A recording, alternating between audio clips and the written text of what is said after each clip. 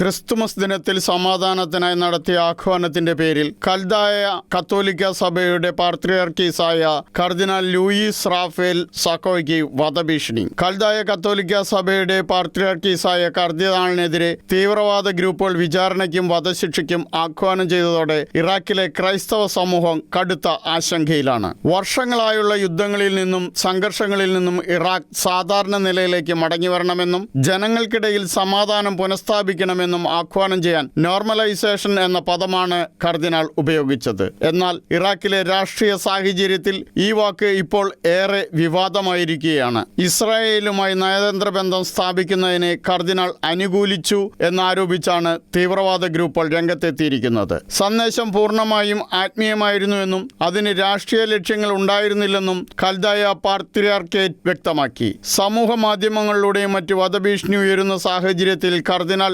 Sako നടത്തിയ പ്രതികരണവും ശ്രദ്ധിക്കപ്പെട്ടു. എന്നെ വിചാരണ ചെയ്യാനും വധിക്കാനുമാണ് അവർ ആഗ്രഹിക്കുന്നതെങ്കിൽ അത് നടക്കട്ടെ എന്ന് കർദിനാൾ പറഞ്ഞതായാണ് റിപ്പോർട്ടുകൾ. സമാധാനത്തിനായുള്ള ആഹ്വാനങ്ങൾ പോലും രാഷ്ട്രീയ ആയുധമാക്കി മാറ്റിയ ഈ സംഭവം ഇറാഖിൽ ന്യൂനപക്ഷങ്ങൾ അനുഭവിക്കുന്ന വീർപ്പുമുട്ടലിന്റെ നേർക്കാഴ്ചയാണ്. International desk, Shekina news.